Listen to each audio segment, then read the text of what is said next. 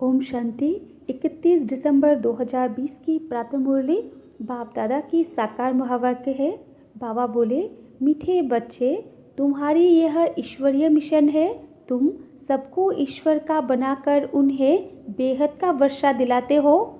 प्रश्न है, कर्म इंद्रियों की चंचलता समाप्त कब होगी? उत्तर में बाबा ने कहा, जब तुम्हारी स्थिति सिल्वर एज तक पहुँचेगी, अर्थात जब आत्मा त्रेता की सतो स्टेज तक पहुंच जाएगी, तो कर्म इंद्रियों की चंचलता बंद हो जाएगी। अभी तुम्हारी रिटर्न जर्नी है, इसलिए कर्म इंद्रियों को वश में रखना है। कोई भी छिपाकर ऐसा कर्म नहीं करना जो आत्मा पतित बन जाए। अविनाशी सर्जन तुम्हें जो परहेज बता रहे हैं उस पर चलते रहो। गीत है, मुखरा देख ले प्राणी। ओम शांति। रूहानी बच्चों प्रति रूहानी बाप समझा रहे हैं। न सिर्फ तुम बच्चों को, जो भी रूहानी बच्चे प्रजापिता ब्रह्मा मुख वंशावली है वो जानते हैं। हम ब्राह्मणों को ही बाप समझाते हैं। पहले तुम शूद्र थे, फिर आकर ब्राह्मण बने हो।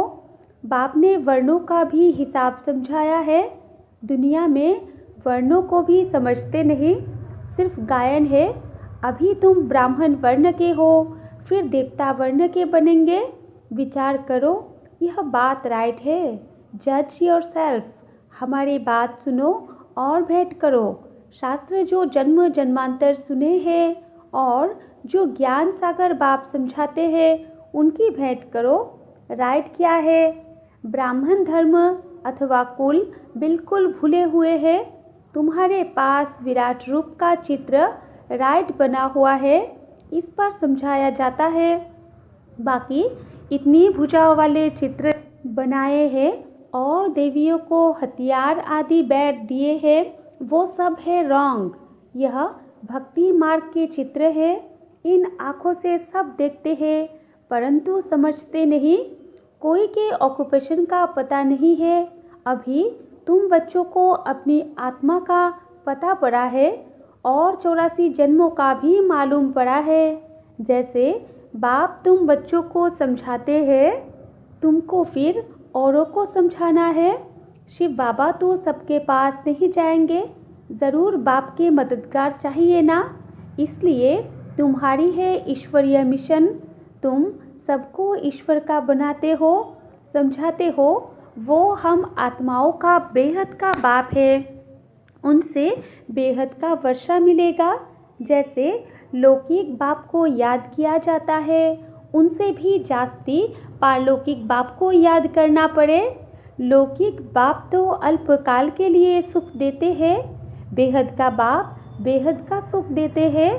यह अभी आत्माओं को ज्ञान मिलता है।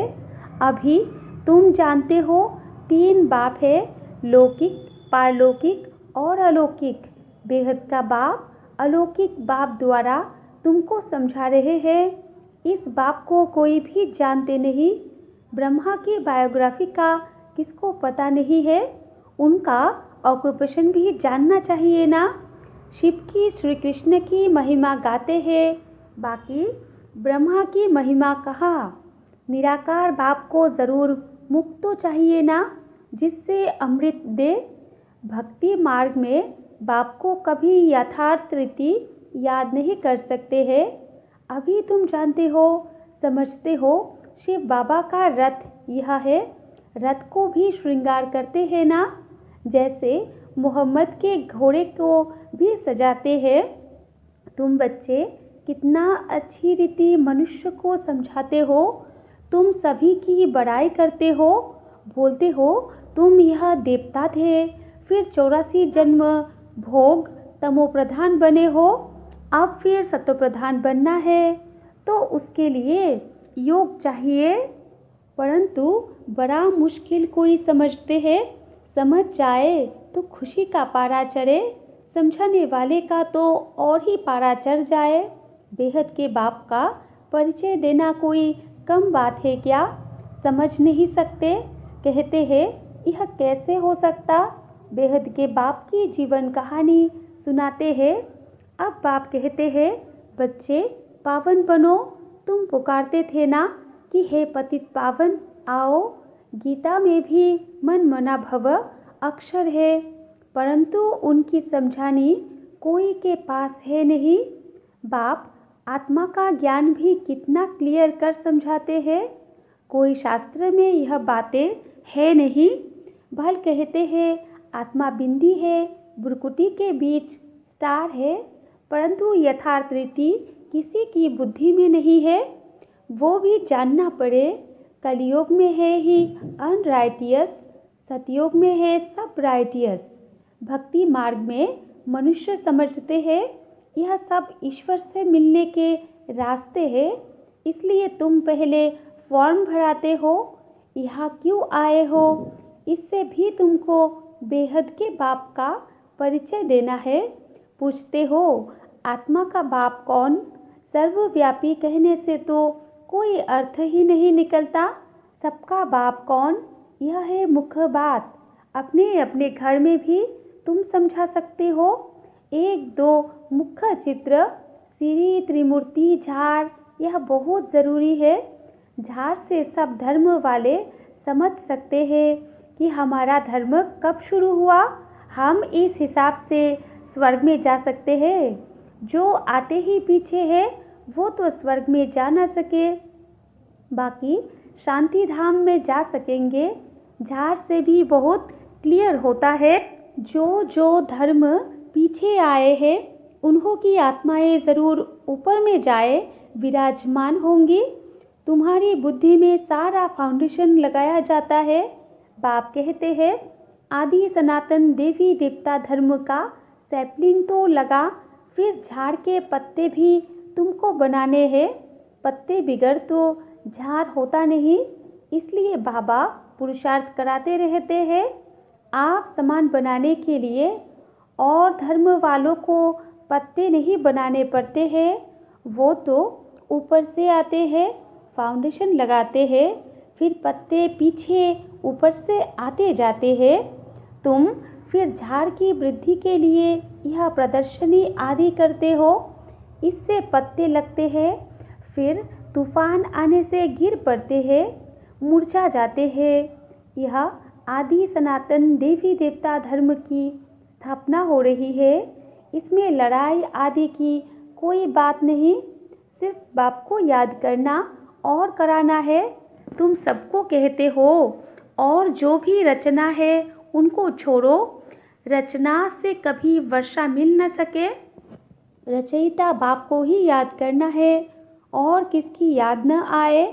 बाप का बनकर ज्ञान में आकर फिर अगर कोई ऐसा काम करते हैं तो उसका बोझा सिर पर बहुत चढ़ता है।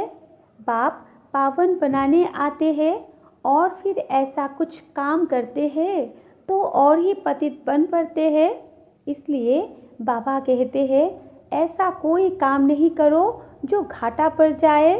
बाप की ग्लानि होती है ना, ऐसा कर्म नहीं करो जो विकर्म जास्ती हो जाए। परहेज भी रखनी है, दवाई में भी परहेज रखी जाती है।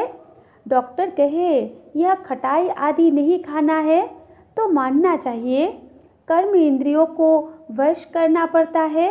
अगर छिपाकर खाते रहेंगे तो फिर दवाई का असर नहीं होगा। इसको कहा जाता है आसक्ति। बाप भी शिक्षा देते हैं यह नहीं करो, सर्जन है ना, लिखते हैं बाबा मन में संकल्प बहुत आते हैं, खबरदार रहना है। गंदे स्वप्न, मनसा में संकल्प आदि बहुत आएंगे, इनसे डरना नहीं है। सतयोग त्रेता में यह बातें होती नहीं। तुम जितना आगे नज़दीक होते जाएंगे, सिल्वर एज तक पहुँचेंगे, तब कर्म इंद्रियों की चंचलता बंद हो जाएगी, कर्म इंद्रिया वश हो जाएंगी। सतयोग त्रेता में वश थी ना, जब उस त्रेता की अवस्था तक आओ तब वश होंगी। फिर सतयोग की अवस्था में आएंगे तो सतप्रधान बन जाएंगे, फिर सब कर्म इंद्रिया पूरी वश हो जाएंगी। कर्म इंद्रिया वश थी ना, नई बात थोड़ी ही है।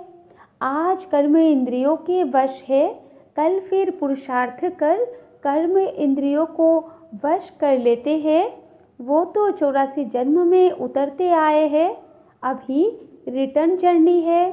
सबको सतोप्रधान अवस्था में जाना है, अपना चार्ट देखना है, हमने कितने पाप कितने पुण्य किए हैं।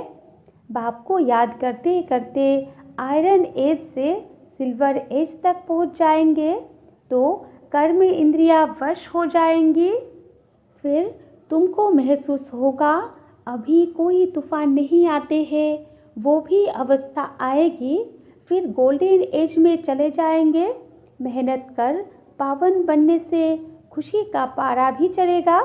जो भी आते हैं उनको समझाना है कैसे तुमने 84 जन्म लिए हैं। जिसने 84 जन्म लिए हैं वही समझेंगे, कहेंगे अब बाप को याद कर मालिक बनना है। 84 जन्म नहीं समझते तो शायद राजाई के मालिक नहीं बने होंगे। हम तो हिम्मत दिलाते हैं, अच्छी बात सुनाते हैं, तुम नीचे गिर पड़ते हो। जिसने 84 जन्म लिए होंगे उनको झट स्मृति आएगी। बाप कहते हैं तुम शांति धाम में पवित्र थे, अब फिर तुमको शांति धाम सुख धाम में जाने का रास्ता बताते हैं। और कोई भी रास्ता बता न सके, शांति धाम में भी पावन आत्माएं ही जा सकेंगी। जितना खाद निकलती जाएगी उतना उच्च पद मिलेगा। जो जितना पुरुषार्थ करे, हर एक के पुरुषार्थ को तो तुम देख रहे हो। बाबा भी बहुत अच्छी मदद करता है। यह तो जैसे पुराना बच्चा है, हर एक की नब्ज को समझते हो ना। सयाने जो होंगे वो झट समझ जाएंगे। बेहद का बाप है, उनसे ज़रूर स्वर्ग का वर्षा मिलना चाहिए। मिला था, अब नहीं है, फिर मिल रहा है। एम ऑब्जेक्ट सामने खड़ा है। बाप ने जब स्वर्ग की स्थापना की थी तुम स्वर्ग के मालिक थे, फिर 84 जन्म ले नीचे उतरते आए हो। अभी है यह तुम्हारा अंतिम जन्म। हिस्ट्री रिपीट तो ज़रूर करेगी ना। तुम सारा 84 का हिसाब बताते हो। जितना समझेंगे उतना पत्ते बनते जाएंगे। तुम भी बहुतों को आप समान बनाते हो ना। तुम कहेंगे हम आए थे सारे विश्व को माया की जंजीरों से छुड़ाने। बाप कहते हैं मैं सबको रावण से छुड़ाने आता हूँ। तुम बच्चे भी समझते हो बाप ज्ञान का सागर है। तुम भी ज्ञान प्राप्त कर मास्टर ज्ञान सागर बनते हो ना। ज्ञान अलग है, भक्ति अलग है। तुम जानते हो भारत का प्राचीन राजयोग बाप ही सिखलाते हैं, कोई मनुष्य सिखला नहीं सकते। परंतु यह बात सबको कैसे बताए, यहाँ तो असुरों के विघ्न भी बहुत पड़ते हैं। आगे तो समझते थे शायद कोई किचरा डालते हैं, अभी समझते हो यह विघ्न कैसे डालते हैं। नथिंग न्यू, कल्प पहले भी यह हुआ था। तुम्हारी बुद्धि में यह सारा चक्र फिरता रहता है। बाबा हमको सृष्टि के आदि मध्य अंत का राज समझा रहे हैं। बाबा हमको लाइट हाउस का भी टाइटल देते हैं। एक आँख में मुक्ति धाम, दूसरी आँख में जीवन मुक्ति धाम। तुमको शांति धाम में जाकर फिर सुख धाम में आना है। यह है ही दुख धाम। बाप कहते हैं इन आँखों से जो कुछ तुम देखते हो उनको भूलो, अपने शांति धाम को याद करो। आत्मा को अपने बाप को याद करना है। इसको ही अव्यभिचारी योग कहा जाता है। ज्ञान भी एक से ही सुनना है, वो है अव्यभिचारी ज्ञान। याद भी एक को करो, मेरा तो एक दूसरा न कोई। जब तक अपने को आत्मा निश्चय नहीं करेंगे तब तक एक की याद आएगी नहीं। आत्मा कहती है मैं तो एक बाबा की ही बनूंगी, मुझे जाना है बाबा के पास। यह शरीर तो पुराना जर्जरीभूत है, इनमें भी ममत्व नहीं रखना है। यह ज्ञान की बात है। ऐसे नहीं कि शरीर की संभाल नहीं करनी है, अंदर में समझना है यह पुरानी खाल है, इनको तो अब छोड़ना है। तुम्हारा है बेहद का सन्यास, वो तो जंगल में चले जाते हैं। तुमको घर में रहते याद में रहना है। याद में रहते रहते तुम भी शरीर छोड़ सकते हो। कहाँ भी हो तुम बाप को याद करो। याद में रहेंगे, स्वदर्शन चक्रधारी बनेंगे तो कहाँ भी रहते तुम उच्च पद पा लेंगे। जितना इंडिविजुअल मेहनत करेंगे उतना पद पाएंगे। घर में रहते भी याद की यात्रा में रहना है। अभी फाइनल रिजल्ट में थोड़ा टाइम पड़ा है, फिर नई दुनिया में तैयार चाहिए ना। अभी कर्मातीत अवस्था हो जाए तो सूक्ष्म वतन में रहना पड़े। सूक्ष्म वतन में रहकर भी फिर जन्म लेना पड़ता है। आगे चलकर तुमको सब साक्षात्कार होगा। अच्छा, मीठे मीठे सिकिलाधे बच्चों प्रति माता पिता बाप दादा का याद प्यार और गुड मॉर्निंग। रूहानी बाप की रूहानी बच्चों को नमस्ते, और हम रूहानी बच्चों की रूहानी माता पिता बाप दादा को भी याद प्यार गुड मॉर्निंग और नमस्ते नमस्ते नमस्ते। धारणा के लिए मुख्य सार में 1 नंबर पॉइंट दिया है, एक बाप से ही सुनना है, एक की ही अव्यभिचारी याद में रहना है। इस शरीर की संभाल रखनी है लेकिन ममत्व नहीं रखना है। 2 नंबर पॉइंट है, बाप ने जो परहेज बताई है उसे पूरा पालन करना है।